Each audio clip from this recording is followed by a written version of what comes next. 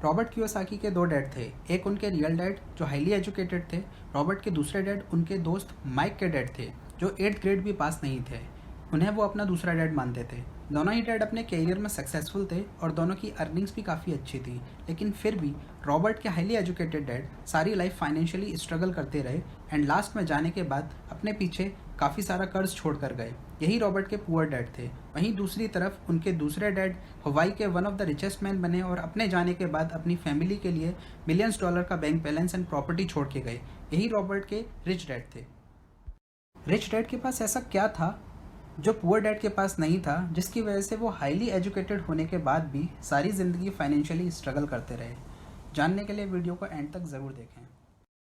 Hello friends, मेरा नाम प्रवीण है और आप देख रहे हैं रीडिफाइन योरसेल्फ। अगर आपने चैनल को सब्सक्राइब नहीं किया है तो सब्सक्राइब करें और लेटेस्ट वीडियो अपडेट्स के लिए बेल आइकन को प्रेस करें। इस वीडियो में हम बात करने वाले हैं रॉबर्ट कियोसाकी की book rich dad poor dad के बारे में, जो कि one of the best selling book होने के साथ साथ पर्सनल फाइनेंस के लिए नंबर 1 बुक है। क्योंकि रॉबर्ट के दो डैड थे, उनके पास ये चॉइस थी कि अपने दोनों डैड की बात को कंपेयर कर सकें और उनमें से बेहतर को चुन सकें। जैसे कि उनके एक डैड बोलते थे कि पैसा सारी परेशानियों की जड़ है, जबकि उनके दूसरे डैड ये बोलते थे कि पैसा ना होना सारी परेशानियों की जड़ है। उनके एक डैड ज़्यादातर ये बोलते थे कि मैं ये चीज़ अफोर्ड नहीं कर सकता, वहीं दूसरे डैड ये सोचते थे कि मैं इस चीज़ को कैसे अफोर्ड कर सकता हूँ। रिच डैड बोलते थे कि मैं ये अफोर्ड नहीं कर सकता, ऐसा बोलने से आप अपने दिमाग को काम करने से रोक देते हैं। वहीं अगर आप ये सोचते हैं कि मैं इस चीज़ को कैसे अफोर्ड कर सकता हूँ, आप अपने दिमाग को काम पे लगा देते हैं। जैसे एक्सरसाइज करने से हेल्थ इंप्रूव होती है, वैसे ही मेंटल एक्सरसाइज से आपकी वेल्थ इंप्रूव होती है। एक डैड बोलते थे कि मैं गरीब इसीलिए हूँ क्योंकि मेरे पास किड्स हैं। वहीं दूसरे डैड ये बोलते थे कि मुझे अमीर इसलिए होना है क्योंकि मेरे पास किड्स हैं। एक डैड ये बोलते थे कि पैसे के मामले में सेफ खेलो, जबकि दूसरे डैड ये बोलते थे कि रिस्क को मैनेज करना सीखो। एक डैड ये बोलते थे कि मैं कभी अमीर नहीं बन पाऊंगा, जबकि दूसरे डैड हमेशा ये बोलते थे कि मैं अमीर हूँ। रॉबर्ट के दोनों ही डैड एजुकेशन को बहुत इंपॉर्टेंस देते थे, लेकिन एक डैड ये बोलते थे कि अच्छी एजुकेशन लो ताकि अच्छी कंपनी में तुम्हें जॉब मिल सके, जबकि उनके दूसरे डैड ये बोलते थे कि अच्छी एजुकेशन लो ताकि तुम अच्छी कंपनी को खरीद सको।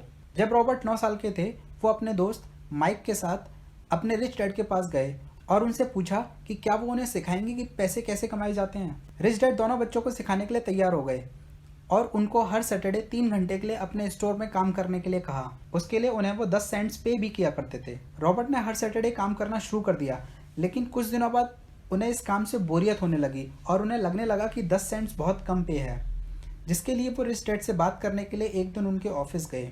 रिच डैड ने रॉबर्ट को अपने ऑफिस के बाहर एक हॉल में वेट करने को कहा, जो कि काफ़ी गंदा था, जहां रॉबर्ट को काफ़ी देर वेट करना पड़ा। इससे रॉबर्ट काफ़ी डिसअपॉइंट हुए। उन्हें लगने लगा कि रिच डैड एम्प्लॉयज़ की वैल्यू नहीं करते, काफ़ी सेल्फिश हैं। जब रिच डैड रॉबर्ट से मिले तो उन्होंने अपनी सारी डिसअपॉइंटमेंट शेयर की। इस पर रिच डैड ने उन्हें समझाया कि लाइफ तुम्हें कुछ सिखाने के लिए तुम्हें पुश करती है। कुछ लोग इस पुश को समझ नहीं पाते और कुछ लोग इस पुश के लिए अपने बॉस या अपने आसपास के लोगों को जिम्मेदार ठहराते हैं, लेकिन कुछ लोग इस पुश का वेलकम करते हैं और समझ जाते हैं कि लाइफ उनको कुछ सिखाना चाहती है। रिच डैड ने रॉबर्ट को समझाया कि पैसा लोगों की प्रॉब्लम सॉल्व नहीं कर सकता। कई लोगों की सैलरी काफ़ी अच्छी होती है, लेकिन फिर भी वो सारी लाइफ स्ट्रगल करते रहते हैं। रिच डैड ने रॉबर्ट को पूछा कि क्या वो इस काम को 25 सेंट्स में करने के लिए तैयार हैं। रॉबर्ट ने ऑफर रिजेक्ट कर दिया। रिच डैड ने फिर $1 का ऑफर दिया, रॉबर्ट ने वो भी रिजेक्ट कर दिया। इसके बाद रिच डैड ने $2 और $5 का ऑफर भी दिया, जो कि उस टाइम काफ़ी अच्छा ऑफर था, लेकिन रॉबर्ट ने ये भी रिजेक्ट कर दिया। इस पर रिच डैड ने कहा कि अच्छा है, तुम्हारी कोई कीमत नहीं है, ज़्यादातर लोगों की होती है, क्योंकि उनकी लाइफ 2 इमोशन से कंट्रोल होती है, फियर एंड ग्रीड। अपनी जॉब खोने का फियर या जॉब ना मिलने के फियर की वजह से वो कम सैलरी पे काम करने को तैयार हो जाते हैं, लेकिन जब उनके पास पैसे आने लगते हैं उनकी ग्रीड बढ़ जाती है। वो ये सोचने लगते हैं कि अब उन्हें क्या खरीदना है, जिसकी वजह से उनको और पैसे कमाने पड़ते हैं। फिर और पैसे आते ही वो अपने खर्चे और बढ़ा लेते हैं और इसी रेट रेस में फंसे रहते हैं और पैसा उनकी सारी लाइफ कंट्रोल करता रहता है। यहाँ पर हमें लेसन नंबर 1 सीखने को मिलता है, रिच पैसे के लिए काम नहीं करते, पैसा उनके लिए काम करता है। रिच डैड रॉबर्ट को समझाते हैं कि पैसे के लिए काम मत करो, ये सोचो कि पैसा कैसे तुम्हारी एब्सेंस में भी तुम्हारे लिए काम कर सकता है। अगर आप रिच बनना चाहते हो तो पैसे की समझ या फाइनेंशियल लिटरेसी होना बहुत ज़रूरी है, जिसके लिए एसेट एंड लायबिलिटी में डिफरेंस समझना बहुत ज़रूरी है। एसेट वो होता है जो आपकी पॉकेट में पैसा डालता है, लायबिलिटी वो होती है जो आपकी पॉकेट से पैसा निकालती है। ये समझने में काफ़ी सिंपल लगता है, लेकिन काफ़ी लोग लायबिलिटी को एसेट समझ के खरीद लेते हैं। इसको समझने के लिए एसेट एंड लायबिलिटी का कैश फ्लो पैटर्न समझना ज़रूरी है। एसेट आपकी इनकम कॉलम को इंक्रीज़ करता है, वहीं लायबिलिटी आपके एक्सपेंस कॉलम को इंक्रीज़ करती है। पुअर लोगों का कैश फ्लो पैटर्न कुछ इस तरह होता है, उनकी इनकम आती है और एक्सपेंसेस में चली जाती है।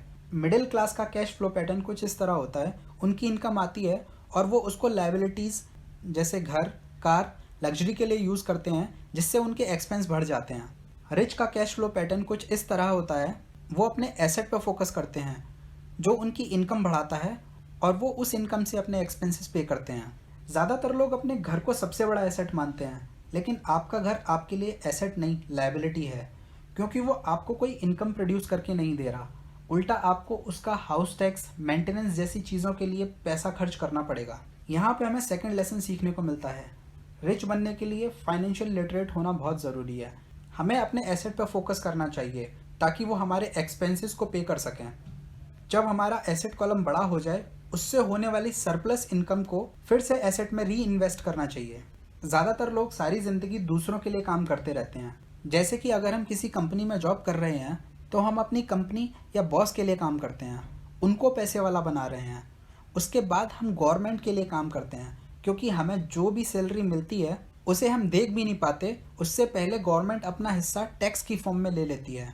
उसके बाद हम बैंक के लिए काम करते हैं, टैक्स से बची हुई सैलरी से हम बैंक के लोन्स पे करते हैं एंड लास्ट में जो कुछ हमारे पास बच जाता है उसे हम अपने लिए यूज़ करते हैं। अगर आपको ये लगता है कि रिच पीपल टैक्स ज़्यादा पे करते हैं क्योंकि वो ज़्यादा कमाते हैं, तो आप गलत हैं। पुअर या मिडिल क्लास जो कुछ भी कमाते हैं उस पर पहले टैक्स पे करते हैं, फिर बचे हुए पैसों को अपने लिए यूज़ करते हैं।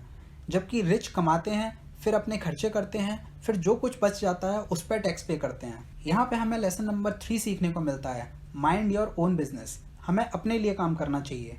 ज़्यादातर लोग प्रोफेशन और बिजनेस में कंफ्यूज रहते हैं। अगर उनसे ये पूछा जाए कि आप क्या बिजनेस करते हैं, तो वो बोलते हैं कि मैं बैंकर हूँ, मैं इंजीनियर हूँ, लेकिन ये उनका बिजनेस नहीं, ये उनका प्रोफेशन है। उनको अभी भी अपने बिजनेस की ज़रूरत है। माइंड योर ओन बिजनेस का मतलब ये नहीं कि हमें अपनी कंपनी ही शुरू कर देनी चाहिए। इसका मतलब ये है कि हमें अपने एसेट पर फोकस करना चाहिए, ना कि इनकम पे। रॉबर्ट कियोसाकी बताते हैं कि हमें अपनी जॉब रखनी चाहिए, लेकिन अपने एसेट बिल्ड करना शुरू करना चाहिए, जैसे बिजनेस जिसमें आपकी प्रेजेंस की ज़रूरत ना हो, stocks, bonds, income generating real estates, royalty या ऐसा कुछ भी जिसकी वैल्यू बढ़े और उससे इनकम प्रोड्यूस हो सके। और अपने एक्सपेंसेस को कम ही रखना चाहिए, लेकिन उस एसेट में ही इन्वेस्ट करना चाहिए जो आपको पसंद हो। जैसे कि रॉबर्ट को रियल एस्टेट काफ़ी पसंद था। हम सब के अंदर बहुत पोटेंशियल है, लेकिन हम सब के अंदर फियर एंड सेल्फ डाउट होता है। रॉबर्ट कियोसाकी बताते हैं कि फाइनेंशियल जीनियस बनने के लिए आपको नॉलेज और करेज की ज़रूरत पड़ती है। हमें थोड़ा रिस्क लेना चाहिए और अपने फियर को पावर एंड ब्रिलियंस में कन्वर्ट करना चाहिए। लक बनाए जाते हैं, तो हमें अपना लक बनाना चाहिए।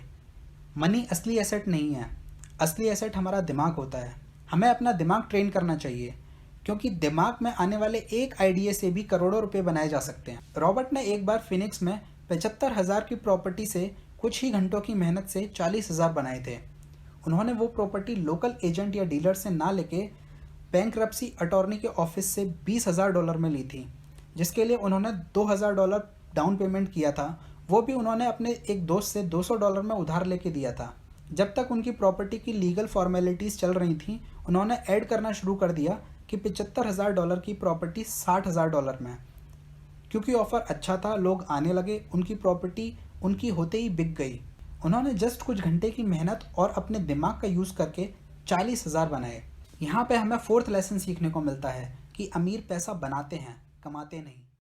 रॉबर्ट का सिंगापुर में एक इंटरव्यू किया गया और इंटरव्यू के बाद जर्नलिस्ट ने ऐसे ही बात करते करते कहा कि वो भी रॉबर्ट की तरह बेस्ट सेलिंग ऑथर बनना चाहती हैं, लेकिन उनके नॉवेल्स को ज़्यादा सक्सेस नहीं मिल रही, जबकि सब नॉवेल्स की तारीफ़ करते हैं। रॉबर्ट ने उन्हें सजेस्ट किया कि उन्हें सेल्स ट्रेनिंग लेनी चाहिए। इतना सुनते ही जर्नलिस्ट को गुस्सा आ गया और वो बोली कि मैंने इंग्लिश लिटरेचर में मास्टर्स किया है, मुझे नहीं लगता कि सेल्स ट्रेनिंग कुछ हेल्प करेगी। उन्होंने तो ये तक बोल दिया कि उन्हें तो सेल्स पर्सन से ही नफरत है। इस पर रॉबर्ट ने अपनी बुक की तरफ इशारा करते हुए कहा कि ये बेस्ट सेलिंग बुक है, बेस्ट राइटिंग बुक नहीं। पर जर्नलिस्ट वहाँ से चली गई। रॉबर्ट बताते हैं कि हमारे आसपास काफ़ी सारे टैलेंटेड लोग होते हैं, लेकिन वो सारी लाइफ उस रिपोर्टर की तरह फाइनेंशियली स्ट्रगल करते रहते हैं, क्योंकि उनके पास बस कुछ स्किल्स नहीं होते। जैसे कि वो जर्नलिस्ट अच्छी राइटर थीं, लेकिन उनके पास अपने नोवेल्स को सेल करने की स्किल्स नहीं थी। इसका मतलब ये है कि हम किसी ना किसी स्किल में स्पेशलाइज्ड होते हैं, लेकिन अगर हम कोई एक और स्किल सीख लेते हैं तो हमारी इनकम काफ़ी बढ़ सकती है। पैसे के मामले में ज़्यादातर लोगों को बस एक ही स्किल आती है, और वो है हार्ड वर्क। रॉबर्ट ने अपनी लाइफ में काफ़ी जॉब चेंज की थी। पहले उन्होंने स्टैंडर्ड ऑयल में काम किया, फिर 6 महीने के बाद वो जॉब छोड़ दी और मरीन कॉर्प्स ज्वाइन कर ली। उसके बाद इस जॉब को भी छोड़ दिया। उनके पुअर डैड इस बात से खुश नहीं थे, क्योंकि उनकी पे अच्छी थी। वहीं रिच डैड ने उन्हें काफ़ी सपोर्ट किया, क्योंकि वो न्यू स्किल सीख रहे थे। रॉबर्ट ने स्टैंडर्ड ऑयल की जॉब में इंटरनेशनल ट्रेड सीखा और मरीन कॉर्प्स में लोगों को लीड करना सीखा। उसके बाद उन्होंने ज़ेरॉक्स में सेल्स की जॉब की, जहां उन्होंने अपने शाई बिहेवियर को ओवरकम किया और डोर टू डोर जाके रिजेक्शंस को हैंडल करना सीखा। और इसके बाद उन्होंने अपनी पहली कंपनी ओपन की, जिसमें वो ईस्ट से वॉलेट को न्यूयॉर्क शिप करके सेल करते थे। रॉबर्ट रिकमेंड करते हैं कि बस पैसा और जॉब सिक्योरिटी के लिए जॉब करने की जगह हमें कोई दूसरी जॉब करनी चाहिए, जहां हमें न्यू स्किल सीखने को मिले। यहाँ पे हमें 5th लेसन सीखने को मिलता है, work to learn, don't work for money. अगर आप कुछ नया सीखने की जगह एक ही स्किल में स्पेशलाइज्ड होना चाहते हो, तो आपकी स्किल की वैल्यू तब तक है जब तक उस स्किल की डिमांड है। इतना सब जानने के बाद अगर आपको ऐसा लगता है कि आप एक अच्छा कैश फ्लो जनरेट करना शुरू कर देंगे और फाइनेंशियल स्ट्रगल खत्म हो जाएगा, तो आप गलत हैं। रॉबर्ट बताते हैं कि कई लोग फाइनेंशियली लिटरेट होने के बाद भी एक अच्छा कैश फ्लो जनरेट नहीं कर पाते, क्योंकि वो इन 5 ऑब्स्टिकल्स को दूर नहीं कर पाते। पहला है फियर। कोई भी पैसे खोना नहीं चाहता, लेकिन एक रिच पर्सन और एक पुअर पर्सन में सबसे बड़ा डिफरेंस होता है कि वो फियर को कैसे मैनेज करते हैं। अपने एसेट को बिल्ड करना बहुत हार्ड नहीं है, लेकिन उसके लिए सबसे ज़रूरी है फेलियर को हैंडल करने का करेज एंड राइट एटीट्यूड। दूसरा है सेल्फ डाउट। ज़्यादातर लोग डाउट की वजह से पुअर रह जाते हैं।